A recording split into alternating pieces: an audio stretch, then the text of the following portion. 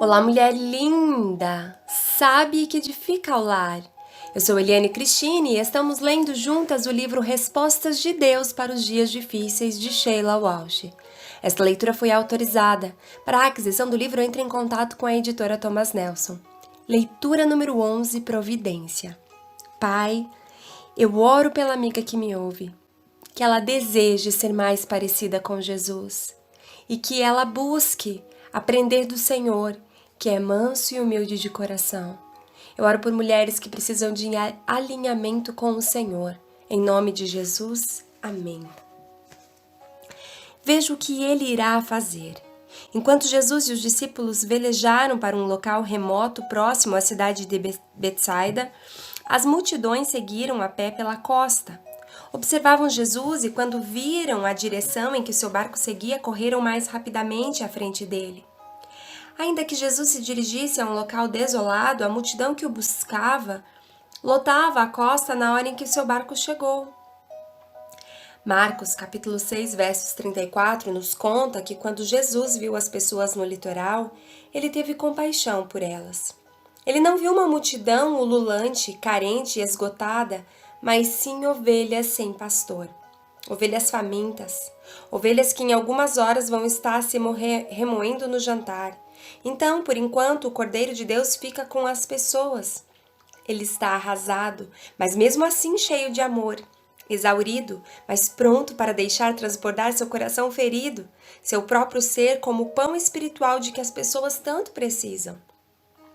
Ele começa a ensinar e alimenta as almas famintas das pessoas. Os discípulos estão atônitos. Sabem que Jesus está esgotado e triste por conta das notícias da morte de João. A ferida da morte de João Batista ainda está aberta para eles também. À medida que o sol começava a se pôr, clamaram a Jesus para encerrar seus ensinamentos e dispensar a multidão. Os discípulos tinham fome e estavam cansados também.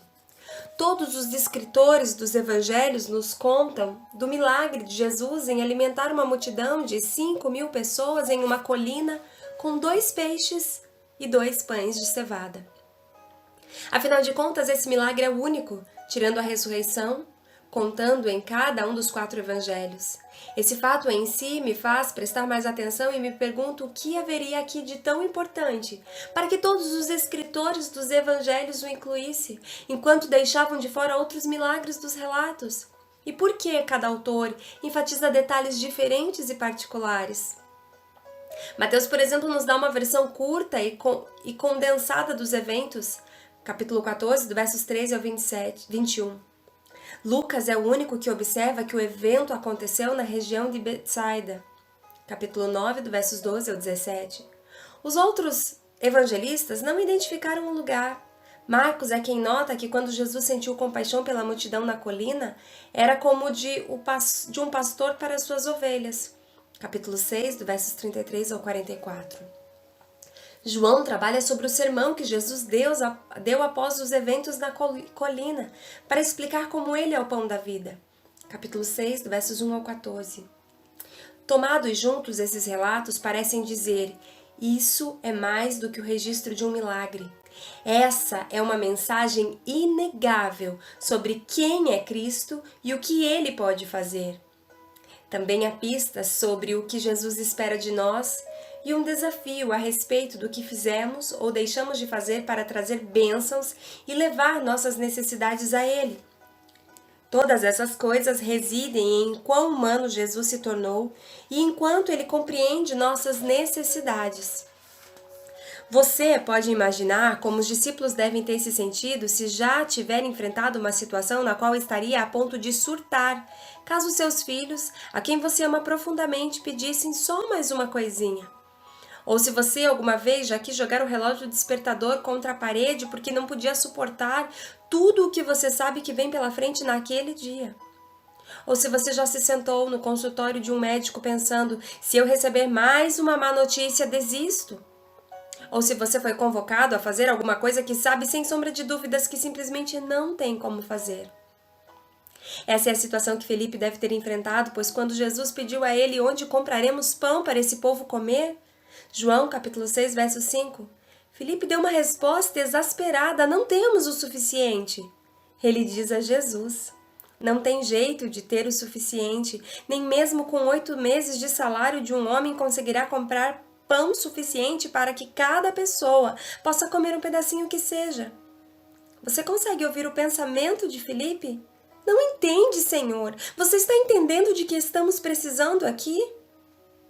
Pobre Filipe, pobre de nós. Tantas vezes, quando nos deparamos com a necessidade, nós não vemos, como diz João, capítulo 6, verso 6, que Jesus já sabe o que fará. Deus já tem um plano para manter sua promessa e prover. A promessa do que é possível. Isso faz parte de um teste. As Escrituras nos dizem: Jesus nos enviou para permanecermos com as promessas de Deus e recuarmos nele quando estivermos desanimados, para então voltarmos para fora. Será que acreditaremos no que ele promete fazer, na saúde e na doença? Quando temos o que jantar e quando não temos? Será que compreendemos que quando se trata de provisão, de qualquer maneira, não há nada que podemos fazer, que somente em nome de Jesus e repousando nele, nosso abrigo, temos algo sobre o qual nos apoiarmos e que deste lugar tudo é possível?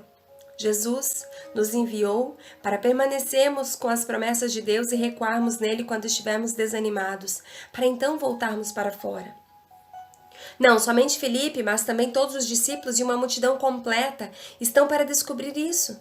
A propósito, o tamanho da multidão é notável. Os evangelhos nos contam que há 5.000 homens, e se você acrescentar o número de mulheres e crianças, viúvas e solteiras, estamos olhando para uma multidão de umas 10.000 pessoas, pelo menos. Como é que os discípulos que não tinham comida com eles, nem mesmo um pacote de chiclete, por assim dizer, poderia prover para toda essa gente? O fato é que eles não podem. E essa é toda a questão. Deus está prestes a fazer o que só Deus pode fazer. Os discípulos olham para Jesus sem acreditar quando ele pergunta: quantos pães vocês têm? Eles devem ter se sentido um tanto céticos quando eles acrescentam: verifiquem. Marcos capítulo 6, versos 38. Já passei por esses momentos. Muitas vezes fico admirada pelas coisas que não tenho, em vez de me admirar pelas coisas que Cristo me deu. Vejo isso em minha própria vida, mas vejo isso exemplificado de forma poderosa em muitos domingos em minha igreja. Na palavra de nosso ministro associado, Neal Jeffrey, Neal, um ex-algueiro da Liga Norte-Americana de futebol que jogou pelo time do San Diego Chargers, é gago desde criança quando escreveu seu primeiro livro, Se Eu Consigo, Você Consegue. Recebi um exemplar do manuscrito para ler, fiquei profundamente comovida pela honestidade e vulnerabilidade de Neal. Ele sabia que Deus o havia convocado para pregar, mas isso parecia impossível para alguém com gagueira. Ele escreve sobre a decisão que mudou tudo. Por fim, um dia me dei conta de que não poderia mais dizer não ao que Deus estava me convocando para fazer, então decidi. Vou me colocar de pé e começar a falar, mesmo que todo mundo comece a rir de mim. Tenho algo a dizer e vou começar a dizê-lo. Sabe o que aconteceu quando tomei minha decisão? Minha vida mudou por completo. Não foi porque eu tenha parado de gaguejar, porque não parei. Minha vida mudou quando minha atitude diante da gagueira mudou. E é por eu ter atendido o chamado de Deus, para que eu desse tudo o que eu podia, que Ele me tornou tudo o que eu poderia ser. Que lição tremenda! Uma lição que nem mesmo os discípulos podem aprender até que eles também respondam à chamada. Eles também têm de cumprir a tarefa um tanto embaraçosa de tentar descobrir naquela imensa multidão se alguém tinha comida escondida, e Jesus nada fazia. É João que dá os detalhes que os outros 3 escritores deixam de fora, contando como outro dos discípulos, André, irmão de Simão, Pedro, toma a palavra. Aqui está o rapazinho com 5 pães de cevada e 2 peixinhos. Mas o que é isto para tanta gente? João capítulo 6, versos 8. Tenho certeza de que faria a mesma pergunta que André. Tudo o que ele tinha para mostrar a Jesus no meio daquela vasta multidão era o almoço que o rapaz embrulhara. O que André e os discípulos aprenderam e que estou aprendendo também é que a questão não é até onde vão as provisões. A questão é em que mãos elas estarão.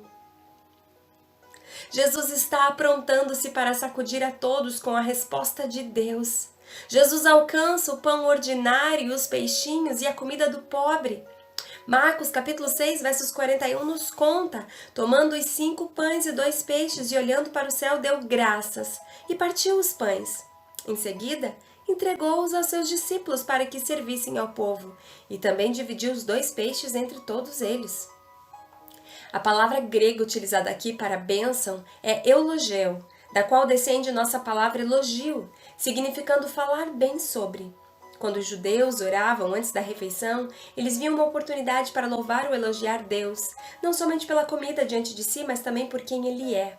Assim, eles não oravam pelo que estamos prestes a receber, que Deus nos faça agradecidos. A oração tradicional era: abençoado sois vós, Senhor nosso Deus, Rei do mundo, que fez com que esse pão viesse da terra. Uau! Glória a Deus! Glória a Deus! O que André e os discípulos aprenderam e que eu também estou aprendendo, assim como a autora, é que a questão não é até onde vão as provisões, mas a questão é nas mãos de quem estará a provisão. Uau! Nós cremos e confiamos num Deus que é todo-poderoso. Receba essa promessa. Receba esse conforto e esse alento. E aí, na quietude do seu lar, seja encorajada a prosseguir, a vencer, a ter a atitude, responder ao chamado e obedecer. Deus te abençoe, um grande beijo e até a nossa próxima leitura.